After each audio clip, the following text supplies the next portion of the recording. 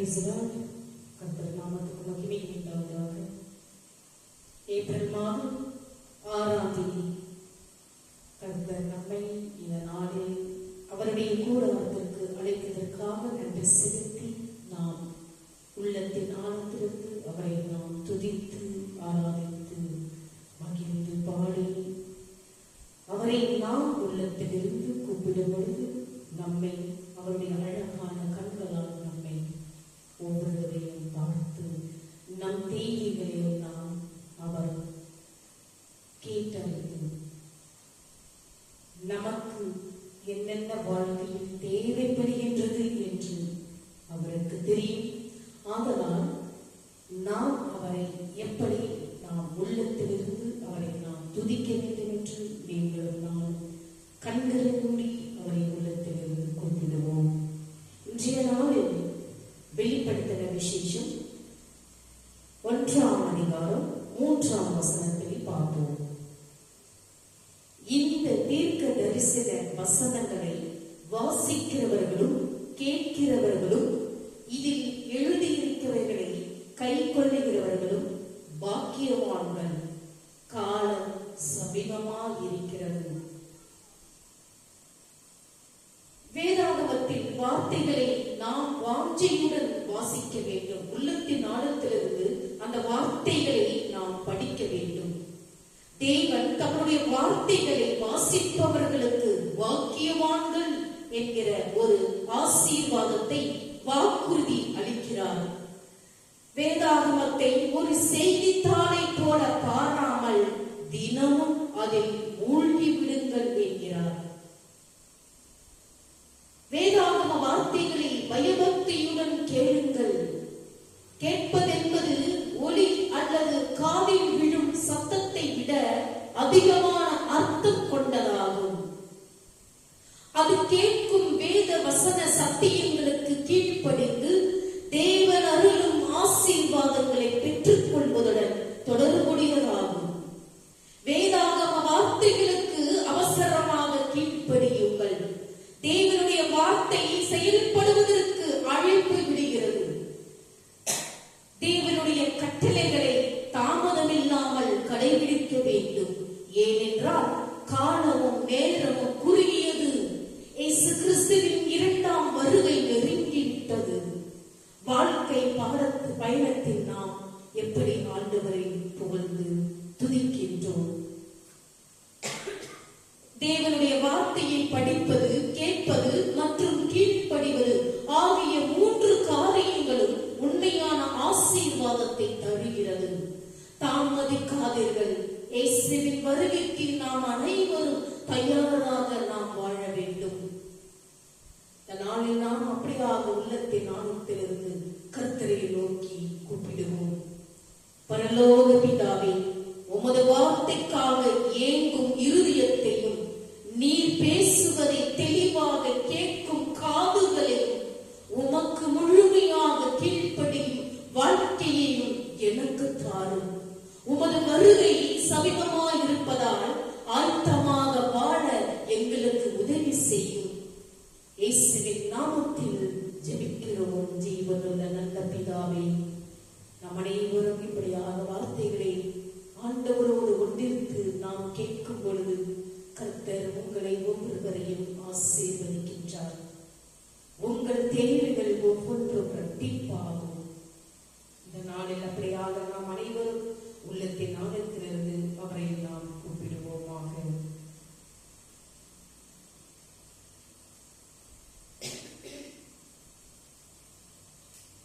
நம் அனைவரும் துதித்து இப்பொழுது தவக்காலத்தின் ஞாயிற்றுக்கிழமை நாம் பயபக்தியுடன் ஆண்டவரை துதித்து பாடுவோமாக.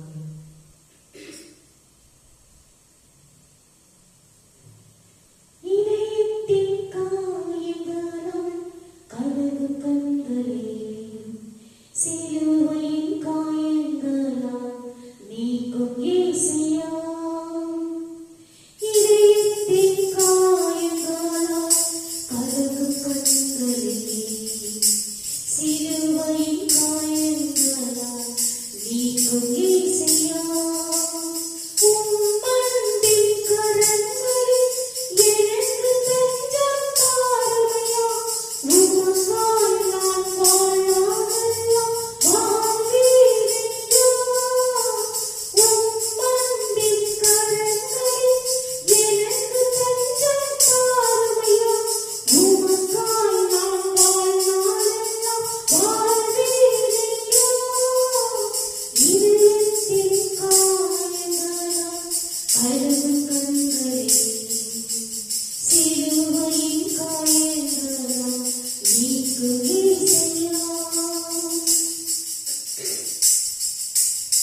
மனமுடைந்து வாழ்ந்தபோது தனிமையில் விடப்பட்டேன்.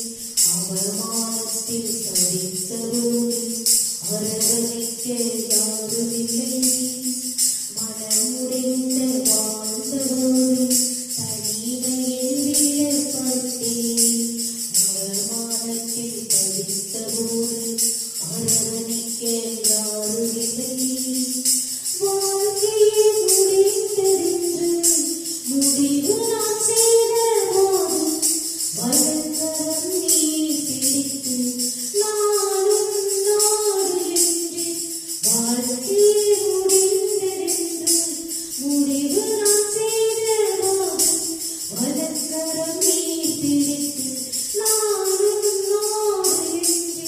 உம்மன்பின் கரங்களில் எனக்கு தஞ்சம் தாருமையா.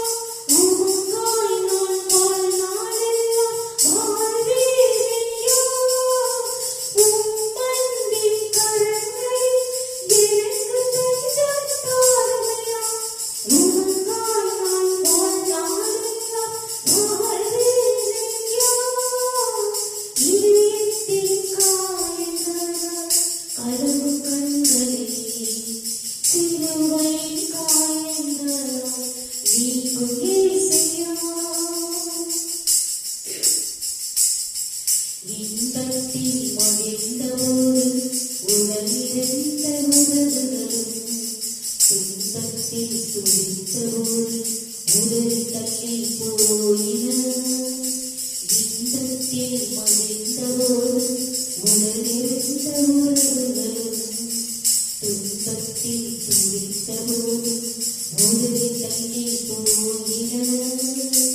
வழிநிறைந்த வாழ்க்கையில் நீ வேண்டாம் என்றபோது நண்பராய் என் வாழ்வில் வந்த என் இயேசுநாதா. வழிநிறைந்த வாழ்க்கையில் நீ வேண்டாம் என்றபோது நண்பராய் என் வாழ்வில் வந்த என் இயேசுநாதா. உம்மன்பின் கரங்களில் எனக்கு தஞ்சம் தாருமையா. உமக்காய் நான் வாழ்நாளெல்லாம் வாழ்வேனையா. உம்மன்பின் கரங்களில் எனக்கு தஞ்சம் தாருமையா. உமக்காய் நான் வாழ்நாளெல்லாம் வாழ்வேனையா. இதயத்தின் காயங்களால் கலங்கும் கண்களே, சிலுவையின் காயங்களால் நீக்கும் இயேசையா.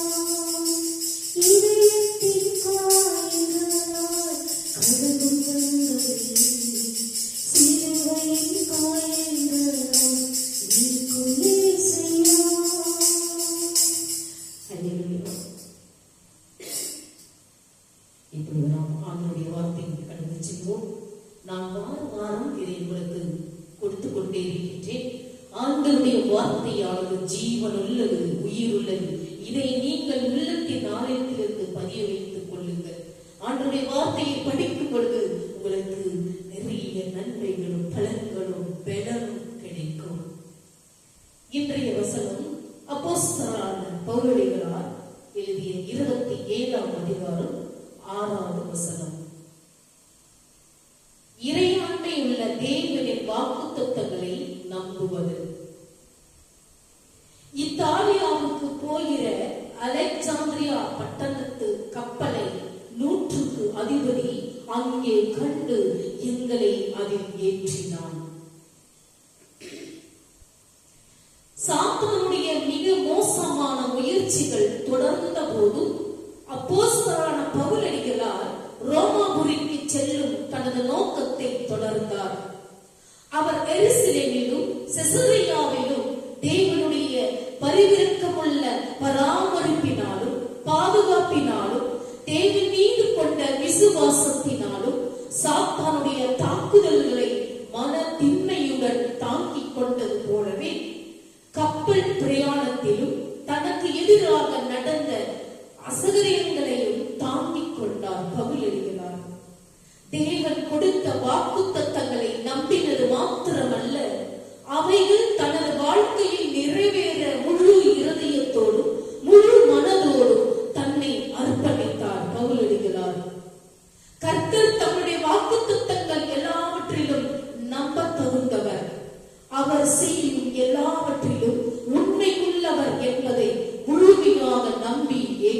கொண்டான். ரோமாபுரிக்கு கைதியாக கொண்டு செல்லப்படும் பவுல் துன்பங்களை எதிர்கொண்டாலும் கூட நற்செய்தியை பரப்புவதற்கான அவரது பணியின் ஒரு பகுதியாக இப்பயணம் அமைந்தது. எங்களை என்ற வார்த்தையின் பயன்பாடு நேரில் கண்ட சாட்சியின் பதிவை வழங்குகிறது. கப்பலில் ஏறும் செயல் ஒரு ஆபத்தான பயணத்தின் தொடக்கத்தை குறிக்கிறது. விசுவாசிகளின் வாழ்க்கையில் கடலில் பயணம் என்பது நற்செய்தியை பரப்புவதில் ஆரம்பகால கிறிஸ்துவர்கள் எதிர்கொள்ளும் சோதனைகள் மற்றும் இன்னல்களை பிரதிபலிக்கிறது. அதே நேரத்தில் தேவனின் தலையீடுகளையும் குறுக்கீடுகளையும் முன்னறிவிக்கிறது. அவரின் பாதுகாப்பையும் பராமரிப்பையும் வெளிப்படுத்துகிறது. தேவன் நம் எதிரிகளை விட வலிமையானவர், சாத்தானை விட வல்லமையானவர். இதை நீங்கள் புரிந்து கொள்ளுங்கள் பிரியமான சகோதர சகோதரிகளே. தேவன் நம் ஒவ்வொருவருக்கும் ஒரு தனித்தத்துவமான திட்டத்தை வைத்திருக்கிறார். உங்களுக்காக நான் வைத்திருக்கும் திட்டங்களை அறிவேன் என்று கர்த்தர் சொல்லுகிறார். நமக்கு தீங்கு விளைவிப்பதற்காக அல்ல, நம்மை பலப்படுத்துவதற்காகவே திட்டமிடுகிறார். நமக்கு நம்பிக்கையையும் எதிர்காலத்தையும் அளிக்க கர்த்தர் திட்டமிடுகிறார். தேவனின் திட்டங்கள் பெரும்பாலும் எதிர்பாராத மற்றும் சவாலான சூழ்நிலைகளின் மூலம் வெளிப்படுத்துகின்றன. பவுலை ரோமாபுரிக்கு கொண்டு போய் சுவிசேஷத்தை அறிவிப்பதற்கான தேவனின் தெய்வீக திட்டத்தின் ஒரு பகுதியாக 100க்கு அதிபதி அலெக்சாந்திரியா கப்பலில் ஏற்றி அனுப்ப முடிவு செய்ததாகும். பவுலும் உடன் சகோதரர்களும் சோதனையில் காலங்களில் ஒருவருக்கொருவர் ஆதரவு அளித்து ஊக்குவித்து வந்தனர் என்பதை குறிப்பிடத்தக்கது. கடல் பயணத்தில் நிச்சயமற்ற தன்மை இருந்த போதிலும் பவுலும் சகோதரரும் ரோமாபுரியை நிச்சயம் அடைவோம் என்ற தேவனின் வாக்குறுதியில் உறுதியான நம்பிக்கை கொண்டிருந்தார்கள். நம் ஆவிக்குரிய பாதை நிச்சயமற்றதாக தோன்றினாலும் தேவனின் வாக்குறுதிகளில் விசுவாசம் வைத்து முன்னேறி செல்ல விசுவாசிகள் ஊக்குவிக்கப்படுகிறார்கள். தேவனுடைய சித்தத்தை நாம் செய்யும் போது அதற்கு தேவையான சகல காரியங்களையும் தேவன் வாய்க்க பண்ணுகிறார். தேவனுக்கு ஊழியம் செய்ய வேண்டும் என்று விரும்பக்கூடிய யாவருக்கும் இந்த கோட்பாடு பொருந்தக்கூடியதாகும். இதை நீங்கள் நினைவில் கொள்ள வேண்டும். நாம் செய்ய வேண்டிய வேலைகளை கவனமாய் செய்ய வேண்டும். மற்றவைகளை தேவனிடம் விட்டுவிட வேண்டும். பிரியமான சகோதர சகோதரிகளே, கிறிஸ்து இயேசுவுக்குள் தேவன் அழைத்த பரம அழைப்பின் பந்தய பொருளுக்காக இலக்கை நோக்கி நாம் அனைவரும் தொடர வேண்டும். இன்றைய நாளில் கர்த்தர் உங்களையும் என்னையும் ஒவ்வொருவரையும் அவரை நோக்கி யாரெல்லாம் கூப்பிடுகின்றார்களோ கர்த்தர் அவர்களை ஒருபோதும் கைவிடாமல் காத்து வழிநடத்திக் கொண்டிருக்கின்றார். நீங்களும் நான் எப்படியாக ஆண்டவரையாக வழியை நாம் பின்பற்ற வேண்டும், சிந்தித்து பாருங்கள். கடவுள் அவர்களுக்கு கட்டளையிட்டபடி மோசேயும் அவருடைய சகோதரர் ஆரோனும் மீண்டும் மீண்டும் பார்வோனிடம் திரும்பினார்கள். அவர்கள் வனாந்தரத்தில் அவரை சேவிப்பதற்காக கடவுளுடைய மக்களை போக அனுமதிக்க வேண்டும் என்று கோரினார்கள். எகிப்திலிருந்து இஸ்ரவேலை கடவுளை மீட்பதற்கான இந்த முழு விவரமும் சாத்தான், அதாவது எதிரி மற்றும் கர்த்தரால் ஆளப்படும் ஒளியின் ராஜ்யத்தால் ஆளப்படும் இருளின் ராஜ்யத்திலிருந்து நாம் ரட்சிக்கப்படுவதில் ஆன்மீக இணையாக உள்ளது. பாஸ்கா ஆட்டுக்குட்டியான இயேசுவின் மீது உள்ள விசுவாசத்தின் மூலம் நாம் விடுவிக்கப்படுகிறோம். வெறுமனே விலகிச் சென்று நம்முடைய காரியங்களை செய்வதற்கு அல்ல. இஸ்ரவேலர்களைப் போலவே நமது சுதந்திரத்தின் நோக்கம் உயிருள்ள கடவுளுக்கு சேவை செய்வதாகும். அவர் நம்மை இருளின் ஆதிக்கத்திலிருந்து விடுவித்து தம்முடைய நேச குமாரனுடைய ராஜ்யத்தில் நம்மை கொண்டு வந்தார். அவரில் நமக்கு மீட்பும் பாவ மன்னிப்பும் உண்டு. இதை நீங்கள் மறுப்பதற்கு படித்து பாருங்கள். கொலோசியர் 1-ம் அதிகாரம் 13, 14 நீங்கள் படித்து பாருங்கள், உங்களுக்கு நன்றாகவே தெரியும். அப்படியாக இந்த நேரத்தில் நாம் அனைவரும் ஆண்டவருடைய வார்த்தையை ஒவ்வொரு நாள் படித்து பயன்படுகிறது. கர்த்தர் உங்கள் அனைவரையும் ஆசீர்வதிக்கிறார். உங்கள் தேவைகளை ஒவ்வொன்றும் இரட்டிப்பாக கர்த்தர் கொடுக்கிறார். நீங்கள் அப்படியாக புரிந்து கொண்டு கர்த்தரிடத்தில் செல்லுங்கள். கர்த்தரை நோக்கி ஜெபியுங்கள். ஒவ்வொரு நாளும் கர்த்தரை நோக்கி ஜெபிக்கும் பொழுது அவர் நம்மை ஒருபோது கைவிடாமல் காத்து வழிநடத்தக்கூடியவர். அப்படியாக இந்த நேரத்தில் நாம் அனைவரும் கர்த்தரை நோக்கி துதித்து நாம் அனைவரும் பாடுவோமாக.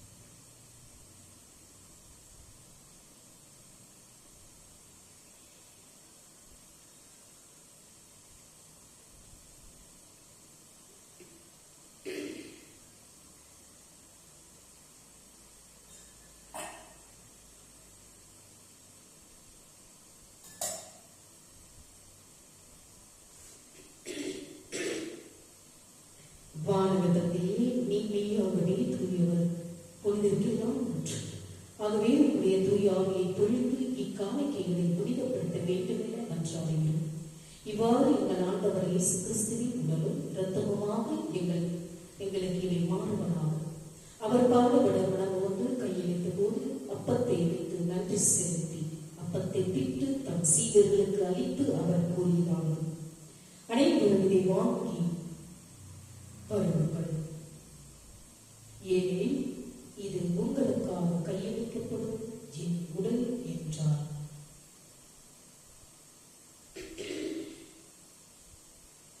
அவ்வளவே ஒருவரது பின் கிண்ணத்தை எடுத்து உமக்கு நன்றி செலுத்தி வாழ்த்துரைத்து தம் சீடர்களுக்கு அளித்து அவர் கூறியதாகும், அனைவரும் அனைவரும் இதை வாங்கி பருகுங்கள்.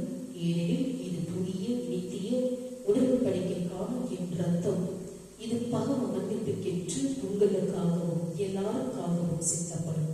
இதை என் நினைவாக செய்யுங்கள் என்றார். நம் அனைவரும் ஆண்டவருடைய திருவிருந்தில் ஒரு மனப்பட்டு பகிர்ந்து கொள்வோமாக.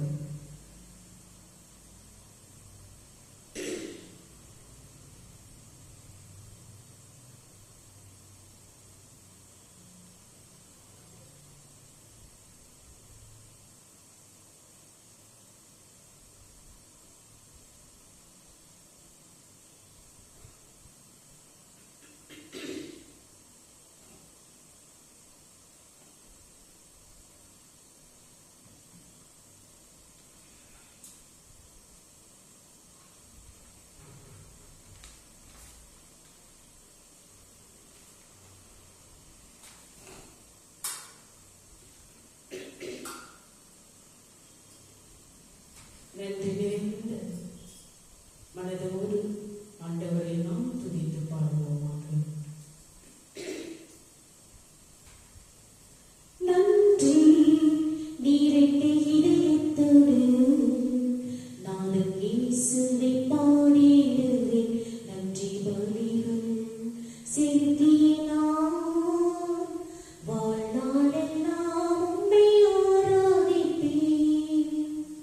நன்றி நீரிட்டு இதயத்தோடு நானும் இயேசுவை பாடிடுவேன். நன்றி பலிகள் செலுத்தினார் வாழ்நாளெல்லாம் உம்மை ஆராதிப்பேன். இயேசு நல்லவர், இயேசு வல்லவர், இயேசு பெரியவர், இயேசு பரிசுத்தர். நன்றி நிறைந்த இதயத்தோடு நாடும் இயேசுவை பாடிடுவேன். நன்றி பலிகள் செலுத்தினார் வாழ்நாளெல்லாம் உம்மை ஆராதிப்பேன். நான் நடந்து வந்த பாதையில் கரடு முரடானதே. நான் நடந்து வந்த பாதையில் கரடு முரடானதே. என்னை தோளில் தூக்கி சுமந்தார். அவர் அன்பை மறப்பேனோ? என்னை தோளில் தூக்கி சுமந்தார். அவர் அன்பை மறப்பேனோ? என் இயேசு நல்லவர், என் இயேசு வல்லவர், என் இயேசு பெரியவர், என் இயேசு பரிசுத்தர்.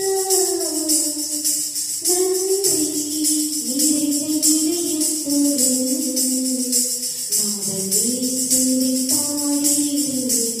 நன்றி பலிகள் செலுத்தினார் வாழ்நாளெல்லாம் உம்மை ஆராதிப்பேன். என் கரத்தை பிடித்த நாள் முதல் என்னை கைவிடவே இல்லை. என் கரத்தை பிடித்த நாள் முதல் என்னை கைவிடவே இல்லை. அவர்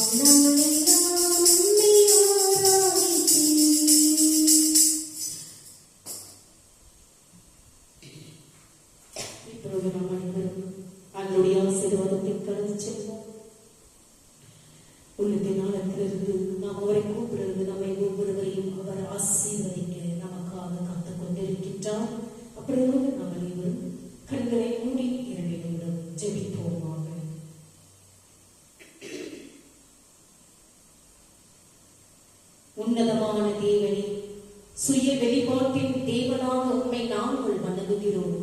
நாங்கள் செல்ல வேண்டிய வழியை எங்களுக்கு கற்பிக்கும் உமது வார்த்தைக்காக நாங்கள் உமக்கு நன்றி செலுத்துகிறோம்.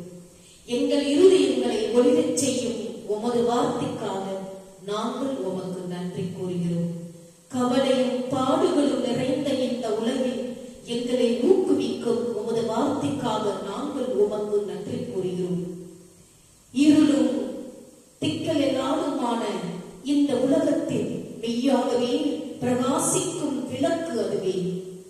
சரீர பிரகாரமாகவும் ஆவிக்குரிய பிரகாரமாகவும் நாங்கள் எங்கள் சொந்த பயணங்களை மேற்கொள்ளும் போது உமது வார்த்தையில் பலனை காண்போமாக.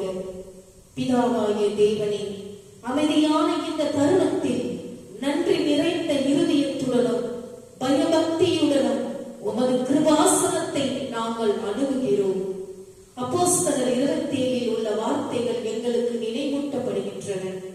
அதில் கொந்தளிப்பான கடலில் ஒரு ஆபத்தான பயணத்தின் போது எதிர்கொள்ளும் சோதனைகளை பவுல் மூலம் நீர் விளக்குகிறீர். வாழ்க்கையின் அலைகளுடனே நாங்கள் பயணிக்கும் போது வழிநடத்தவும் தாங்கவும் உமது பிரசன்னம் தொடரட்டும். எங்கள் கர்த்தராகிய இயேசு கிறிஸ்துவின் வல்லமையுள்ள நாமத்தினால் ஜெபிக்கிறோம் எங்கள் ஜீவனுள்ள நல்ல பிதாவே, ஆமென். என் ஆத்துமாவே கர்த்தரை ஸ்தோத்திரி, என் முழு உள்ளமே அவருடைய பரிசுத்த நாமத்தை ஸ்தோத்திரி. என் ஆத்துமாவே கர்த்தரை ஸ்தோத்திரி, அவர் செய்த சகல உபகாரங்களையும் மறவாதே. நாம் அனைவரும் தலை வணங்கி ஆண்டவரை ஜெபிப்போமாக. நம்முடைய ஆண்டவராகிய இயேசு கிறிஸ்துவின் கிருபையும் பிதாவினுடைய அன்பும் பரிசுத்த ஆவியினுடைய அன்யோன்யம் ஐக்கியமும் நம்மோடு நம்முடைய குடும்பத்தோடும் யாரெல்லாம் இந்த யூடியூப் சேனலை பார்த்துக் கொண்டிருக்கின்றார்களோ ஆண்டவருடைய வெளிச்சமானது உங்கள் மேல் பிரகாசமடையத்தக்கதாகவும் ஆண்டவர் வரும் மட்டும் உங்கள் மேல் சந்தோஷம் சமாதானம் என்றென்றும் நிலைத்திருப்பதாக